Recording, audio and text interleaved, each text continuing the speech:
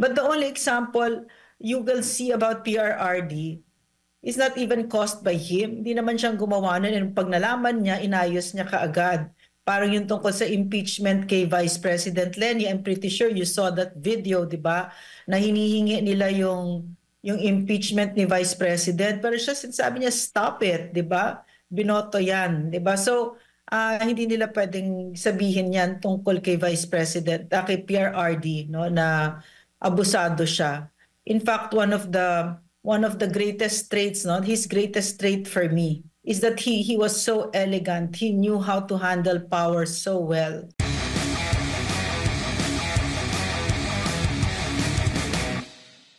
Doc, kumakalat din ngayon sa social media kasi nga, 'di ba, napupuna na every time na merong puna ang mga netizen, mga vlogger sa government, masyadong onion skin, no? Lumitaw ulit yung during Duterte administration. Kung naalala nyo po, yung may offer na kung sino ang makakapatay sa ganito ganyan sa pangulo, hinuli 'yon. At yun yung ipinapalabas nila, hindi nila binuo yung mismong istorya na nangyari po noon. Kasi sa pagkakaalam ko, kinundi na din yun ng dating Pangulo. Sabi niya, hindi, pabayaan niyo yun kasi karapatan nila magsalita. Which is, napalaya din naman na siya during that time. Pero ang parang naratibo, tingnan ninyo, ito lang yung kayang hulihin. Hindi exempted ang dating Pangulo sa pag-uusig doon sa mga kanyang kritiko po, Doc. Malayo, malayong malayo. Sobrang layo. Titignan mo na lang, tignan lang natin yung trust and approval ratings ni President Rodrigo Roa Duterte. At doon mo makikita yung tiwala ng taong bayan sa kanya. Kasi hindi niya inaabuso yung kanyang kapangyarihan. And in fact, yung ganyan, yung example mo na yan, di ba? Hindi naman niya alam yan no? Pero biglang nung narinig niya, talaga galit na galit siya noon. Sinabi niya, let him go. Maraming beses no, sa mga rally, sinisigawan si PRRD. There was a rally during the Independence Day na sinisigaw-sigawan siya doon. And then you know what he said? Enjoy your right to free expression. I hope you enjoy it. At alam nyo, mahal ko kayo. Maniwala man kayo at hindi, mahal ko kayo. So enjoy your right. Tapos nakakaawa nga itsura niya noon No, pero napakalinaw sa kanya nung intindi niya kung ano yung kapangyarihan na hawak niya na hindi niya dapat gamitin dito sa taong bayan. No, so yung nangyari yun, if they can give me another example, di ba? But the only example you will see about PRRD is not even caused by him. Hindi naman siyang gumawa nun. And pag nalaman niya, inayos niya kaagad. Parang yung tungkol sa impeachment kay Vice President Lenny, I'm pretty sure you saw that video, di ba? Na hinihingi nila yung impeachment ni Vice President. Pero siya, sabi niya, stop it, di ba? Binoto yan, di ba? So, hindi nila pwedeng sabihin yan tungkol kay Vice President, kay PRRD, no, na abusado siya. In fact, maybe for me, personally, one of the greatest traits, no, his greatest trait for me, is that he was so elegant. He knew how to handle power so well. Alam na alam niya yung kapangyarihan na hawak niya ay hindi para saktan ang Pilipino, hindi para nakawan ang Pilipino, hindi para takutin ang Pilipino, kundi para pagandahin ang buhay ng Pilipino, para depensahan niya at protektahan niya. No, so at saka yung tungkol sa free press, no? Kung naaalala ninyo, grabe ang batikos kay PRRD, pero never once niya pinatulan kahit na sino. Napakalibre ng press noon, the freest free press. Napakababoy ng mga pinagsasabi tungkol kay PRRD kasama ang Western press. Napakaingay ng press noon, pero ni minsan hindi niya yan pinatahimik. Hindi nga niya pinapansin kasi all of his waking hours were spent serving the Filipino people. No, so mahirap talaga kaaway ang mga Duterte. I mean, Admar at saka Jason, mga kababayan, kailangan talaga maghalukay ka at mag-iimbento ka, no? Kasi kaya siya mahal ng taong bayan. Naiintindihan niya yung free press, free expression, Alam niya na it is the greatest freedom, it is the right above all other rights, at hindi niya yan sinalig, hindi niya yan ninakaw sa atin. Opo, at dito po sa mga pahina na mga social media sites, pages ng government ngayon, lalo na doon sa rally nila, parang nag-reflect din doon yung sila po ng dibdib ng ating damdamin ng ating mga kababayan sa pamamagitan ng pagpapaulan ng ha ha ha ha emoji, Doc Lorraine. Ito ba'y sumasalamin sa kasalukuyan at hindi doon sa survey na nagsasabing marami ang pro-Marcos compare sa mga pro-Duterte? Yung kahirapan kasi sa president na ito, administrasyon niya, under his watch, the most corrupt budget in the history, no? And left and right yung katiwalian na nakita natin that is so shocking, beyond the pale. Yung kakapalan ng mukha ng pagnakaw sa Pilipino. Diba? I could give you a whole list of it. Yung sa PhilHealth, yung sa Maharlika Fund, yung sa gold na binenta na hindi man lang natin alam kung saan napunta, yung ridiculous, no, and disgusting na PCSO wins left and right, yung probability na napaka-imposible, wala silang pakialam. Wala silang pakialam. So, napakadelikado ng panahon kung nasan tayo ngayon.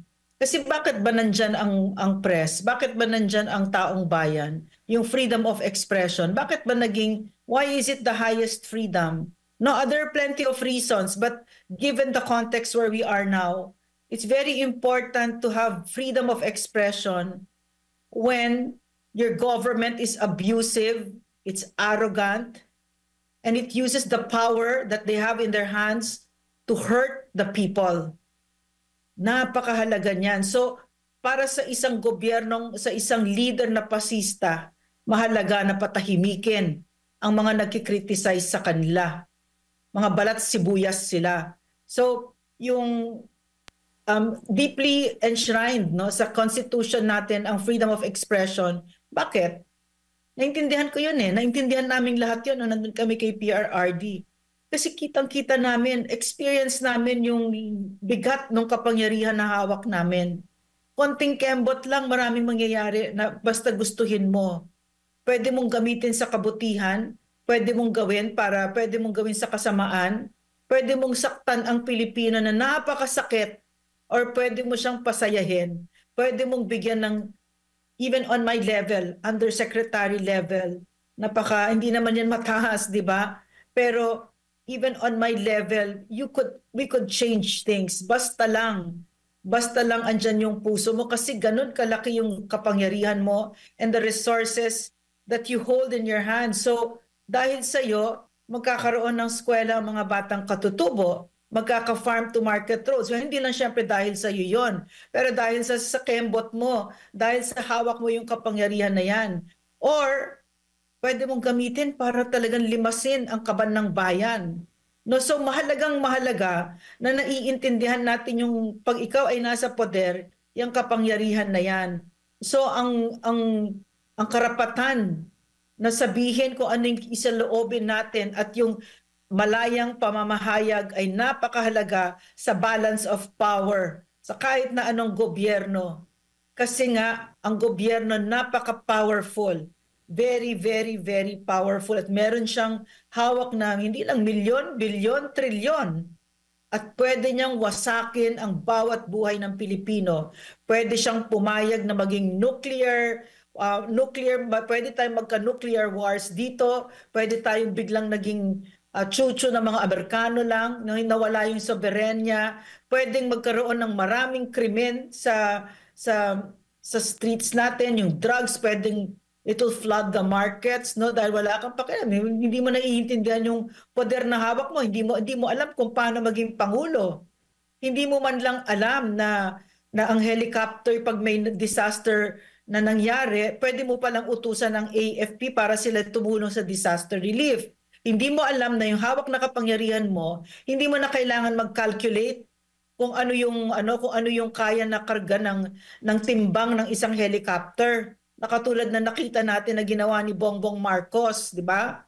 So, mahalaga sa isang leader na naiintindihan niya ang poder niya, ang kapangyarihan niya at gamitin niya yon ng tama. At ngayon, pag hindi niya ginamit ng tama yan, dapat meron tayong media na libre. Dapat libre magsalita ang taong bayan.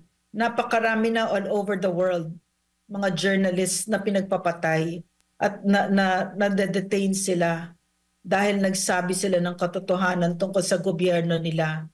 And this press freedom is something that's not a work that's done in one time, no? Hindi. Vigilance every day. It's like a candle that you watch over it para hindi siya mamatay kasi napakadali niyang patayin from a government that had the freest free press to what we have now, a bunch of silly fools na tumatahimik at sumisip-sip kay Bongbong Marcos kahit na napakasama na ng mga pinaggagawa ng gobyernong ito.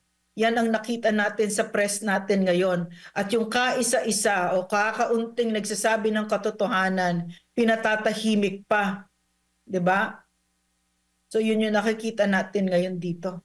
Ang censorship po ba, Doc, ay patunay na ang namumuno ay mahina at walang kayang gawin, hindi niya mabaliktad ang senaryo kasi ang dami nang pumupuna, 'di ba, mas ma-ignite ka na, mas magtrabaho ka para maramdaman ng tao na nagtatrabaho ka at maging masaya sila. Pero kung hindi nila nararamdaman, talagang ipapahayag nila yung kanilang pakikisimpatya at kung wala ka ng ibang gagawin kasi wala kang plano na gawin yung nararapat para sa mga kababayan natin, ang censorship na lang ang last resort o pinakamabisang resort nila para hindi na wala na silang sagabal sa kanilang mga layunin. Alam mo, yung parang counterintuitive siya eh. Parang dispalinghado, 'di ba? Na kapag may strong arm ang isang gobyerno, ang isang leader, parang kala mo malakas siya. Hindi. Kapag ganyan ang leader, no, na kailangan, he has to force, he has to threaten, he has to coerce, he has to silence, he has to take down networks, he has to detain dahil nagsasabi ng katotohanan at para sumunod ang tao sa kanya, yan ang pinakamahina na leader. Kasi ang pinakamalalakas na leader, yung susunod sa kanya ang tao, maniniwala sa kanya ang taong bayan dahil naniniwala sila sa kanya, may tiwala sila. No, nagkukuha ninyo. At when a leader looks like he's a tyrant, is when you know that the leader is very weak. Napaka-weak ng leader na yan. At kapag ka ang leader ay nagtatrabaho lang at hindi pinapansin, pinababayaan niya kung ano man yung kritisismo na yan, no, naiintindihan niya na parte yon ng sagradong usapan, sagradong kontrata between a leader and the people who put him there in power, na kailangan ang taong bayan, parte ng kanyang obligasyon ay magkritisismo sa gobyerno. Kasi yan ang gobyerno na siyang nagbigay ng kapangyarihan na yan. Therefore, kapag ka ang gobyernong ito ay tinatraidor na siya, meron siyang dapat boses, dapat nagsasalita siya. At kapag ka ang leader na yan, ginagamit na ang dahas at lakas ng pinagbubuhatan na ng kamay. No? Yung nakikita natin, yung Quadcom na yan, napaka-arrogante, na napakababastos, na ang sinasabi na nila ngayon sa atin, wala nang batas, kami ang batas. That's when you know that the leaders are very weak.